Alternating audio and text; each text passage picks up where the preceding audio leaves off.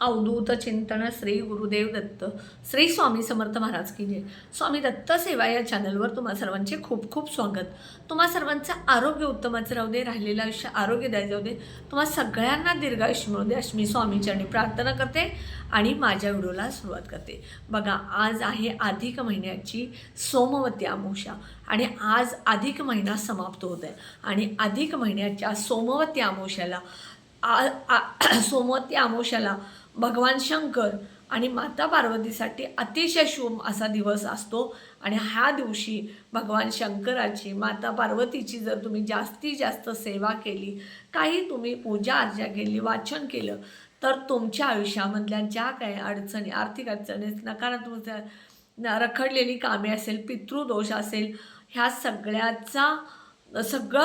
सगळ्या गोष्टी दूर होऊन तुमच्या आयुष्यामध्ये ज्या नकारात्मकता आहे त्या दूर होऊन सकारात्मकता येईल, पितृदोष दूर होतील, आर्थिक अडचणी दूर होतील, रखडलेली कामे मार्गी लागतील।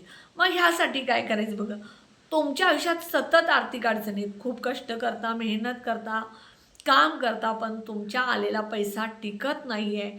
हा पैसा आलेला टिकावा, वाढावा यासाठी तुम्ही काय करायचं, तर आज संध्याकाळी एक शुद्ध गाईच्या तुपाचा दिवा किंवा तिळाच्या तेलाचा दिवा शिव मंदिरात जायचं। तिथे सगळ्यात पहिल्यांदा भगवान शंकराला तुम्ही बेलपत्र नेला असेल तर बेलपत्र, धोत्र्याचं फळ किंवा धोत्र्याचं फूल अर्पण करा, इबीत लावा।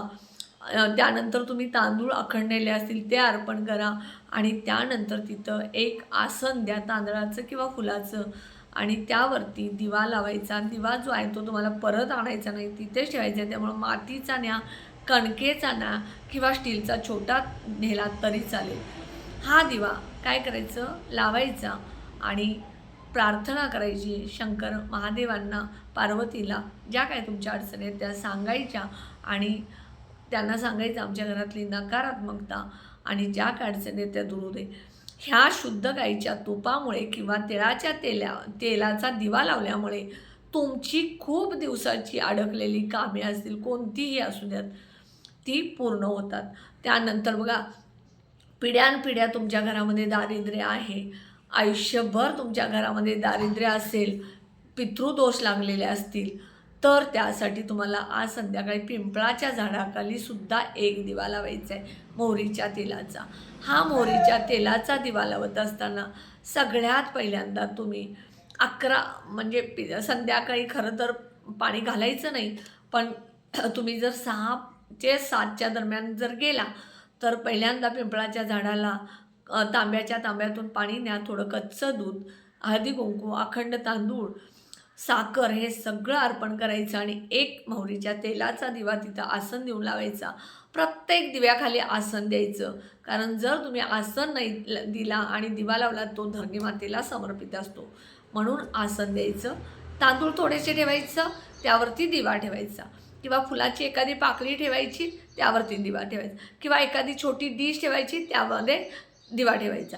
आता हे छोटीशी डिश वगैरे आपण घरातल्या देवघरामध्ये ठेवू शकतो, पण ज्या वेळेला तुम्ही बाहेर कुठले पूजेला जात असता, पिंपळाच्या झाडाची असू दे, मंदिरात असू दे, त्यावेळेला तांदळाचं किंवा फुलाचं आसन द्यायचं आणि तिथे दिवा तुम्ही मोहरीचा लावायचा। ओम नमो भगवते वासुदेवाय किंवा ओम पितृदेवताय नमः हा मंत्र म्हणायचा। शक्य असेल तर 108 प्रदक्षिणा करा, नसेल तर 11 प्रदक्षिणा करेल।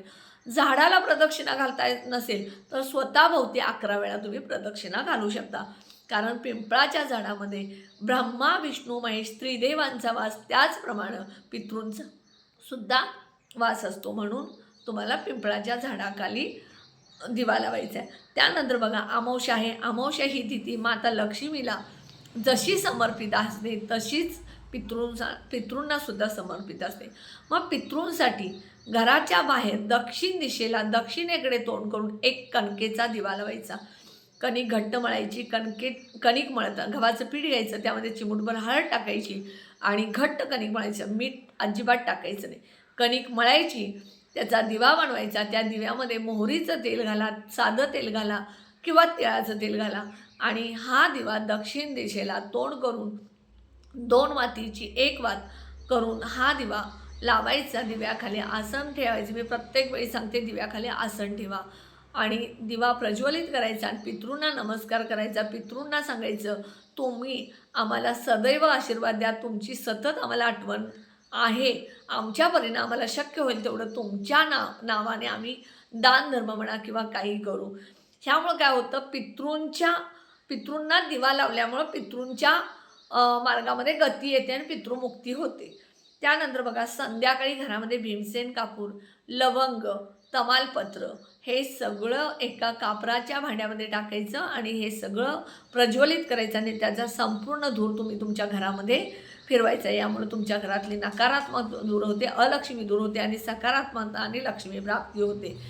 हे बघा, ह्या छोट्या छोट्या उपायानं तुमच्या घरातल्या ह्या अडचणी दूर होत असतात. हा उपाय तुम्ही नक्की संध्याकाळी करा. व्हिडिओला जास्तीत जास्त शेअर करा, लाईक करा, ऑल बटनला क्लिक करा. त्यामुळे माझे छोटे छोटे उपाय सेवा तोडगे कळतील. आणि जे कोणी माझा व्हिडिओ नवीन बघत असेल त्यांनी प्लीज माझ्या व्हिडिओला सबस्क्राईब करायला विसरू नका. श्री स्वामी समर्थ.